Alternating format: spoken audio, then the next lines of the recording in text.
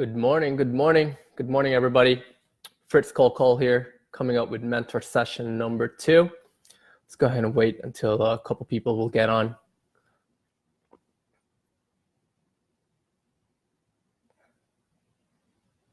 Let's see.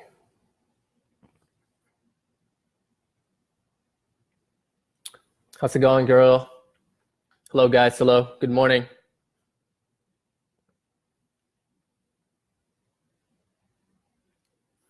Good morning, Lilos. Good morning, guys. Good morning, Junior. Judy. Let's wait a couple more minutes here, and then we'll go ahead and get started. Hey, Judy. Thanks for joining in this morning, guys. Happy Hump Day motivation. Let's see.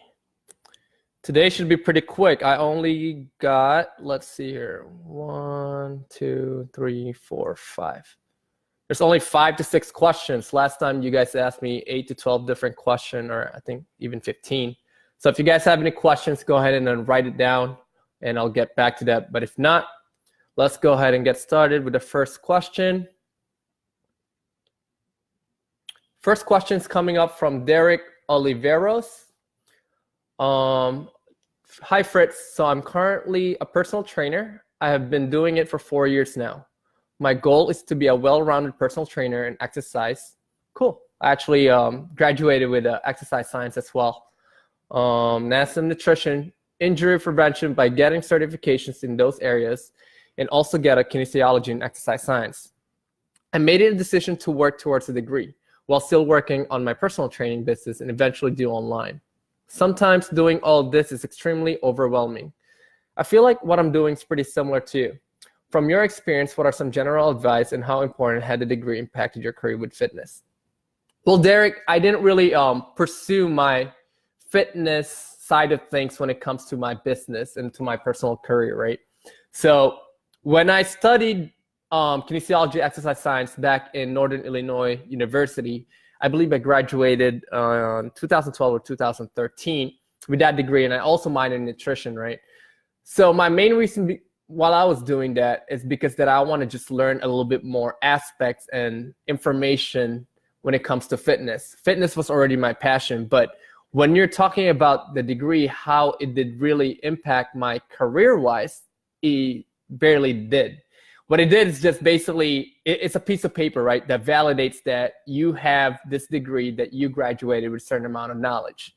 What I would focus on if I were in your position right now is to focus on your personal branding. Because nowadays, like, you don't even need a certification. Of course, it's a good credibility booster when it comes to that. Like, say, oh, I'm a NASM, or I'm an ACE personal trainer, or I graduated with this degree, right? And which is a good thing. But for the most part, it didn't really help me out, boost my career when it comes to the fitness coaching that I did back in college. Because back in college, all I did was online personal training. I was able to generate a certain amount of income throughout that. And it's a beautiful thing nowadays, you know, because it's a social media. It's such a powerful tool. Once you build your personal brand, it doesn't matter if you have a degree or you don't.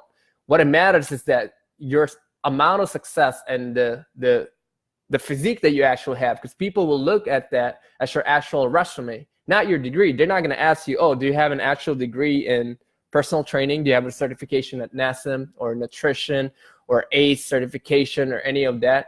What matters is your actual look, your personal brand, and how much impact you actually made in your past clients. And I think that's the most important thing.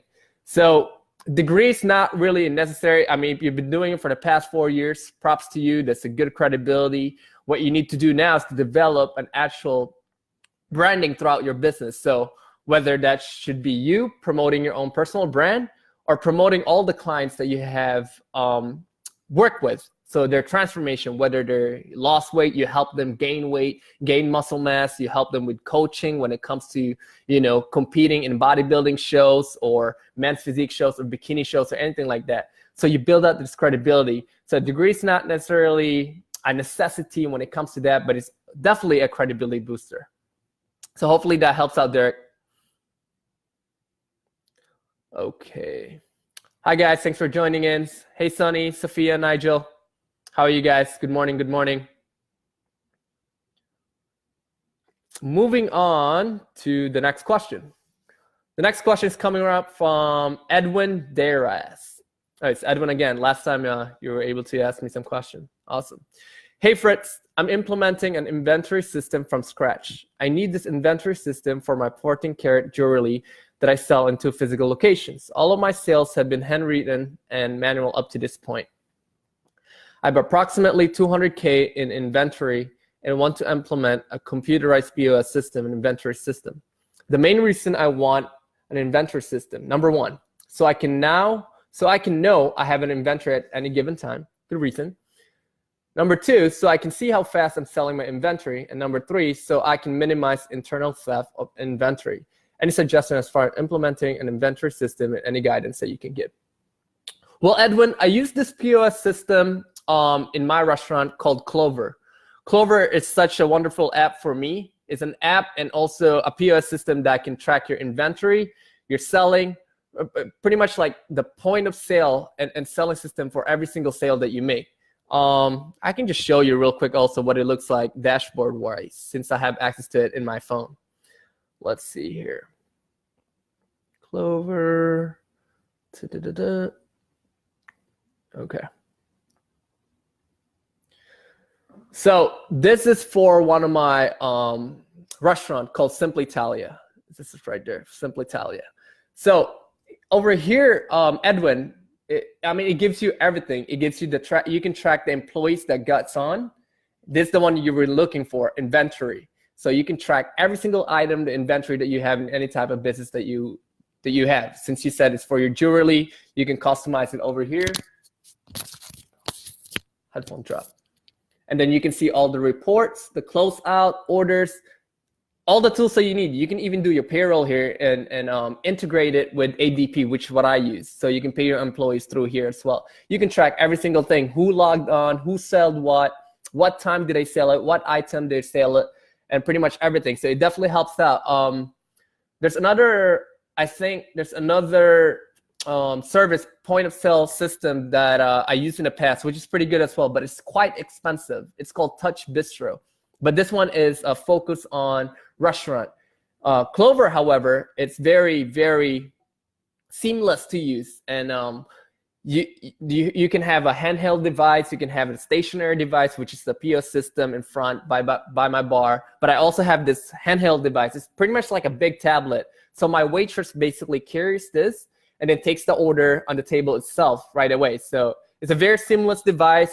You can track all your inventory, like what you're needing with your jewelry, and hopefully that helps out. And you can also lease or purchase the equipment itself. So check them out. It's called Clover. And yeah, it's a really, really good, I would like to say, well, based on my experience for the past couple of years, it's been doing well for me. And it helped out a lot. So you have the inventory out there, as I mentioned. You can get the reporting, how much you make in the day-to-day, in the month-to-month. You can go back, any significant time that you want to check. As I said, you can track your employees, and it also integrates the customers' credit card. So all of their information will be saved also, and they'll be, you can repurpose to use that through your email campaigns and whatnot, because you'll save their address and also their email address and their full information, which is a wonderful thing. And then you can create like different discount codes also, right? You can customize that in the receipts. So let's say that one of my customers or one of my longtime customers has been coming out there for months and months and years. I would customize it, for example, in the receipt saying, hey, thank you, Edwin, for coming, or whatever their name is, and here's a 10% discount next time you come visit us. Thanks again for coming, and you can customize that in the bottom receipt, it works because it's a recurring type of incentive for the customer to come back to you. So you can definitely have that. As I said, it's integrated with a lot of apps. Even I integrated with E24, which I think has been purchased by Grubhub recently, which is cool. You can schedule, you can do a lot of things with this POS system. I highly recommend it. Check it out. It's called Clover, Edwin. Hopefully that helps out. Let's see here. Thank you guys for those who are joining in. Drop me a question if you guys have any question or you have not ask me a question to the event. But if not, let's go ahead and move on to question number 3. And this one's coming up from Patricia Lean Burgess. Hi, Fritz. Hey, Patricia. What is one thing you must have with you when you travel for business? I never leave home without my blank. Thank you in advance for your input. Well, first of all, I never leave without my phone. No, it doesn't matter if I travel or not, if I'm just at home or going to work or going for a meeting. Like, my phone is the number one thing. Everything that I do, I can do it with my phone, but it's not as efficient if I had my my MacBook with me. So definitely my phone is the number one priority, and then my MacBook is next. And let's see here. What else? Of course, I never leave without my wallet. All of my information is out there. My ID. I still get questioned every once in a while. I still get ID when I go to bars or clubs or whatnot. So, which could be a good thing or not. So I'm not complaining. Let's see here.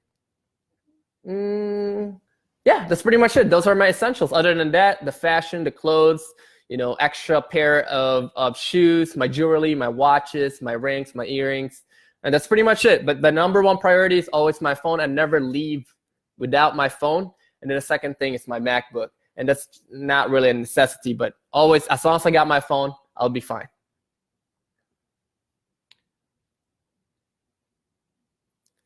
How about you guys? For those of you guys that are watching, what do you guys, when you guys travel or when you go anywhere that you never leave home without, what is the number one most important thing to you guys? Drop a comment below. Let's see what we got, everybody.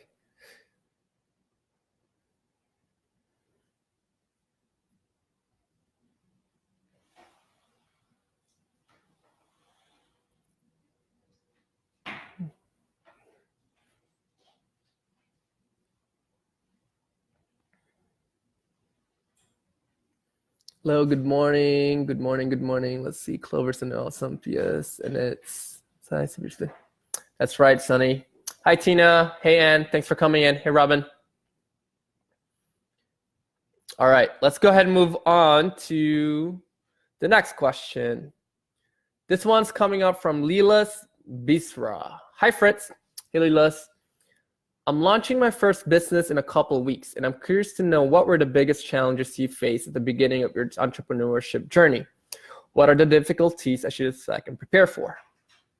Well, when I started my entrepreneurship journey that actually accumulated me some certain amount of wealth and income already was back in college, so which was 6-7 years ago.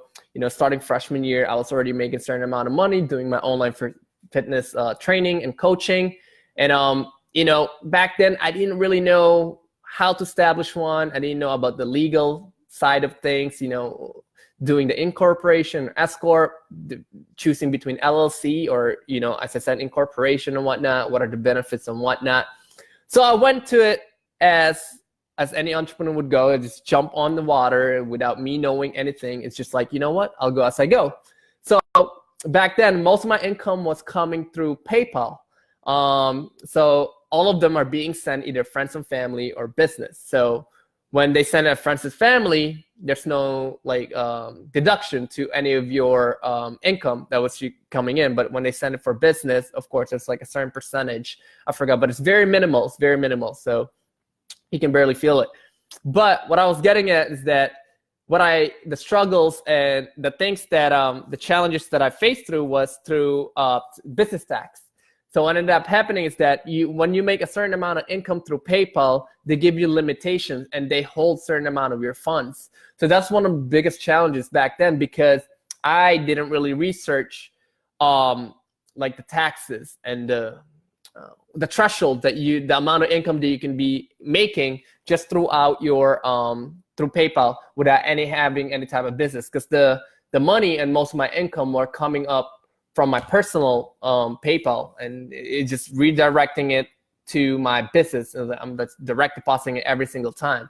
So I was making a certain amount of money. Once you make like 6 figures and higher throughout that, and what do you call that? And it's all cash, or it's all just being transferred as a friend, or most of them is being transferred as friends and family, that raises a red flag through PayPal. So what ended up happening is that they hold certain amount of those funds, which is very unfortunate to me. I had to wait like couple 2, 3, 4 months, couple months until I'm able to clear it out. And I can't clear it out all at once. And then I have to do it like in a small fragment. It's just like, oh, here's your 10,000, and then we'll clear out another like 20,000 in the next 3, 4 months or whatever like that.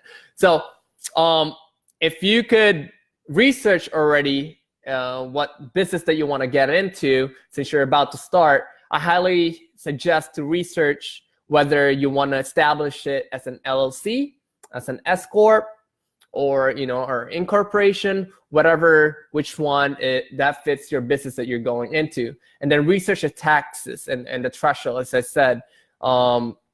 Then make sure you already have everything in business, like you already established your own business with the name, as I said, like whether it's LLC or incorporation. You did your market analysis already with your top competitors and whatnot. But I think my biggest advice once you're just starting is just to continue. No matter what it is, what type of business you're going into, you're gonna face challenges no matter what. But as long as you just continue and you keep your head up, you will succeed one way or another. I mean, I've failed so many times, and I just keep moving forward. And then before I got to where I am right now, and I'm continuing to fail until now, and to continue to learn, and I think it's a wonderful thing, because that will project you to the next level. And I think, just keep moving forward and face all those challenges and all the adversities that you will go through, and you will succeed eventually. So just keep moving forward. Hopefully that helps out, Lilas, or Lilas. Hopefully I'm pronouncing your name right. Let's see here. Moving on to the next question. Hi, Heather. Hi, Ginger. Welcome, guys. Good morning. Good morning. Awesome. Nice. Next question's coming from Heather Harvey. Good morning, Fritz. Good morning. Good morning. Where are we?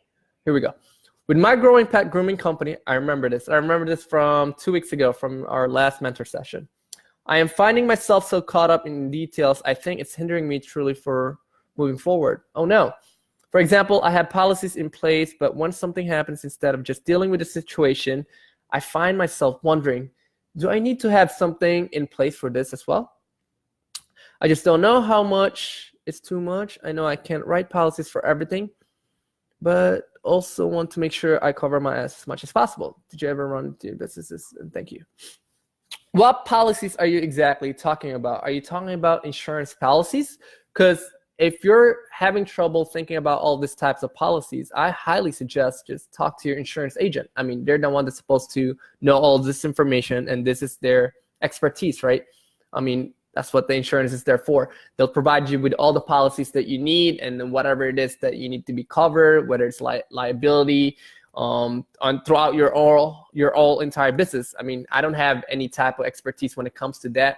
I delegate most of my work that I don't have an expertise on to somebody that does have, right? So my insurance agent does all the work when it comes to all these insurance policies. When it comes to my restaurant, like what's the threshold? Like it covers 2 million or 3 million if something happened, let's say with nature, flood or thunderstorm or anything like that, or if there's a stuff that happened, like for example, I think this was let's see, this was something that happened last year.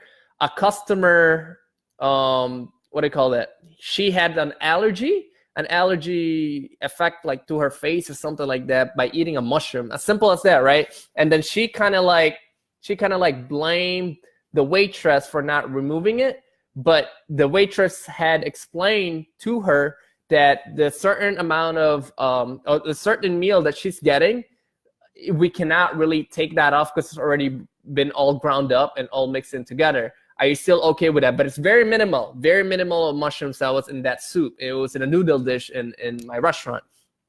So what ended up happening, she had an allergy effect, and then she she called an ambulance from that, and she like acting up, like trying to act like, oh, I'm gonna sue you guys. She created a scene in the restaurant, which is really bad and absurd. But she created a scene just like, hey, I'm gonna sue you guys. You guys didn't remove the mushroom. But the waitress had implied and already told her that, hey, this dish has a certain amount of mushroom and it's very tiny. It's all ground up already. It's all mixed in together and we cannot remove it. Are you okay with that? But it's very minimal amount. And the customer said yes.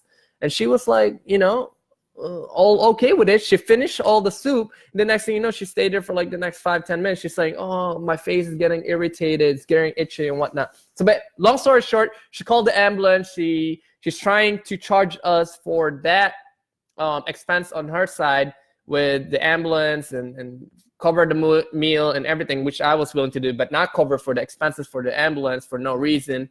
And then, yeah, and she tried to sue us. So basically what I did, just so you know, when it comes to policies and like that, I mean, I delegate all of that work to an insurance agent, and that's what they're there for, to do all the work and all the research for you when it comes to policies.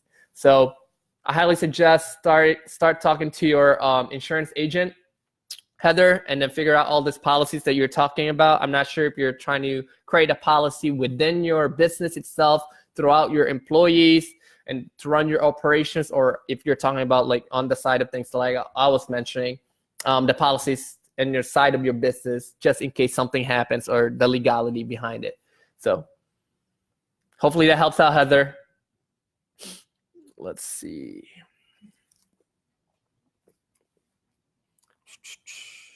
One, two, three, four, five. Where are we? Okay. Now moving on to, good morning, Ginger. Now moving on to question number 6, I believe. Yes, it is.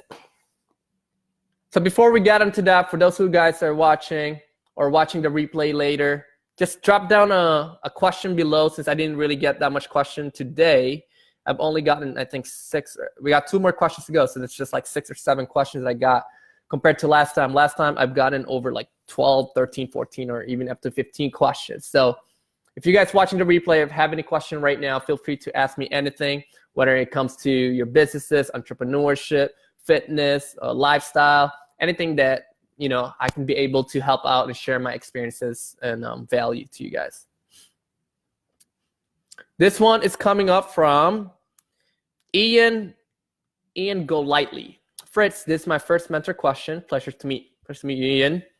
Anyways, I'm in the startup stages of creating my own nutritional supplement company. Congrats. The market is oversaturated. I completely agree.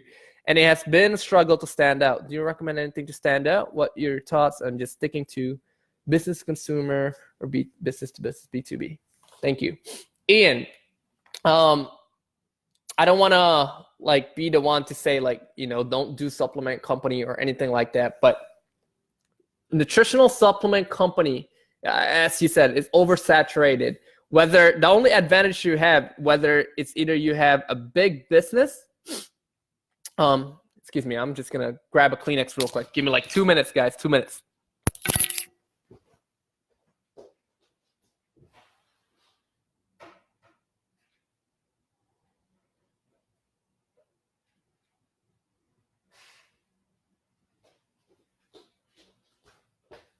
Here we go. It's getting cold out here. It's a bit cold out here in Chicago. All right. I was getting at, Ian, is that supplement company, like you mentioned, it's oversaturated. It's so big right now.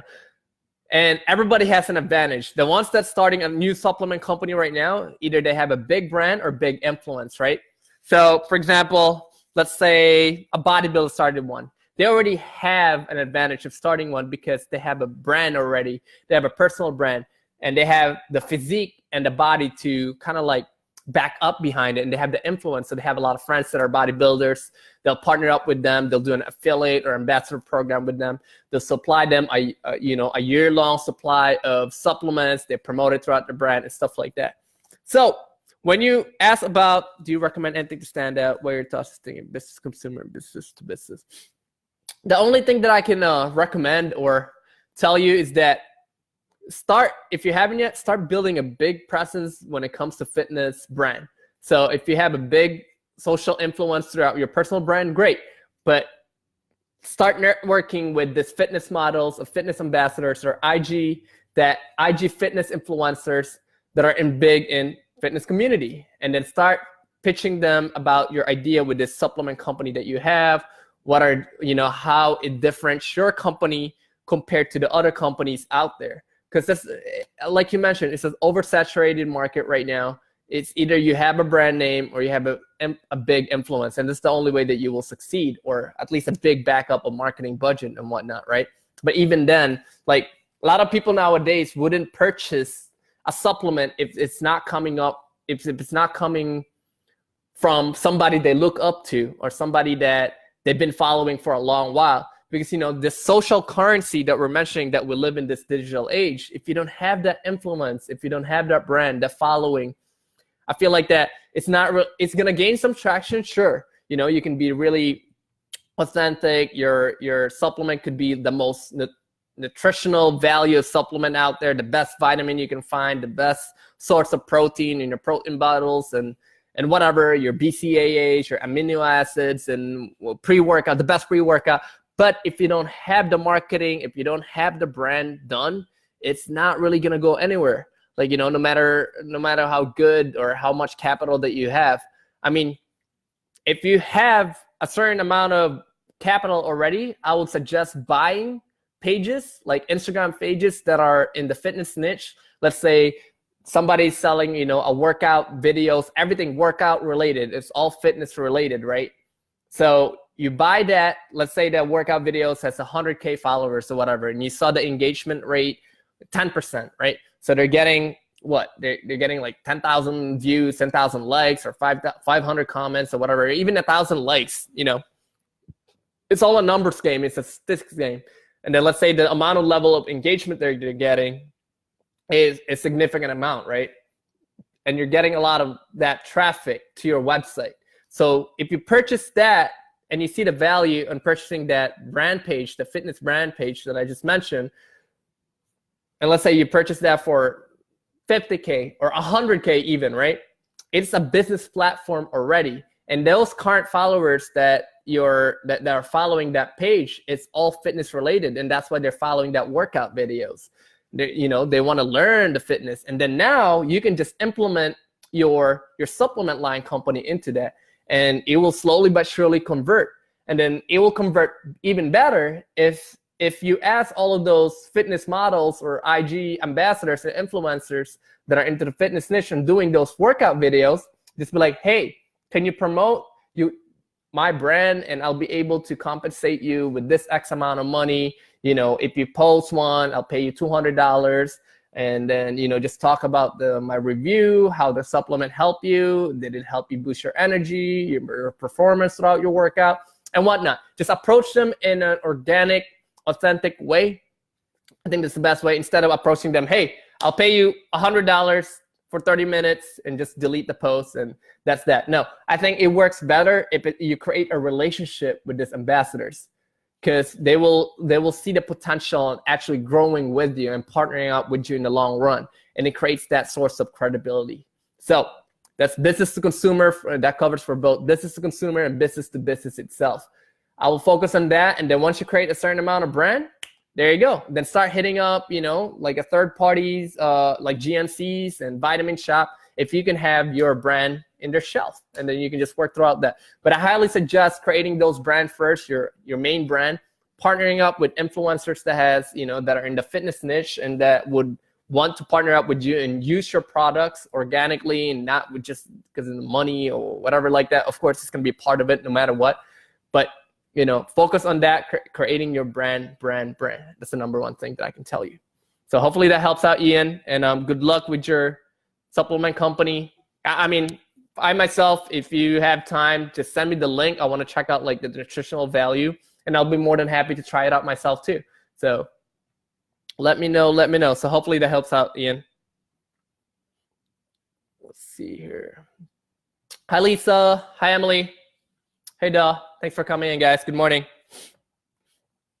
As I said, even if you guys are watching this on a replay or right now, if you guys have any questions, feel free to write them down below, because the last question will be the last question that that is listed here in the mentor session event.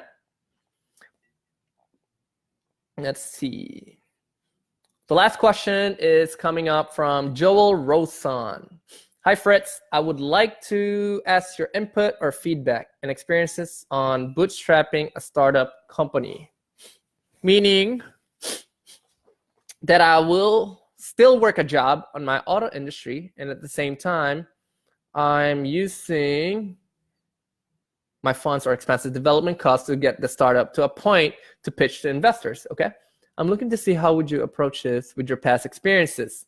My company's a truck startup in the medium duty segment before in the private sector. I appreciate your input very much. Excuse me, guys. It's a little cold here. I'm here in Chicago. So let's see. Well, unfortunately, Joel, I don't have an experience for that when it comes to auto industry or trucking industry or anything, but I know somebody that does. If you would like to hear more information, I'll be more than likely to or happy to introduce you to Edwin. Edwin is, I think, part of the other group that I'm part of. He's a multi-millionaire. He makes 7 to 8 figures a year, and he owns multiple trucking business. And I think that would help you out a lot and give you some type of value. I'll put my word in. Just send me a message here in Facebook, a personal message. Just be like, hey, Fritz, I asked you questions regarding the auto industry, the trucking industry, and I need some help and guidance. I know a friend. I'll be more than happy to, as I said, connect you guys and then go from there. And hopefully he'll be able to help you out with your trucking business, because he's very successful with that. He's actually coming to visit, I think, sometime next week or a couple weeks from now here downtown. We're about to meet up too, so that'll be kind of cool. Maybe I'll do a live session with him, focusing itself with that question, quick, like 10-15 minutes. So that'll be kind of cool. But all right, guys, I think it's been like 30 minutes now or so. It covered up the 6-7 questions that you guys have. If you guys have any more questions, just drop them down below. If you guys are watching this in a replay or anything like that, or even right now, drop them down below. I'll be more than happy to answer those questions later, either commenting back here or messaging you guys in the DM, direct messages here in Facebook. So hope you guys have a great week. Happy Hump Day Motivation. Let's keep working, tribe. And I'm really glad to be part of this tribe and to be able to share my impact, my values, and all my experiences. And hopefully you guys are able to learn something from it. So again, feel free to ask me any questions later or into the next session, the mentor session. I do this every 2 weeks, every Wednesday. So again, this is Fritz Colcol from Chicago, and hopefully you guys have a great week and the rest of your day. So happy Hump Day Motivation, guy. Take care.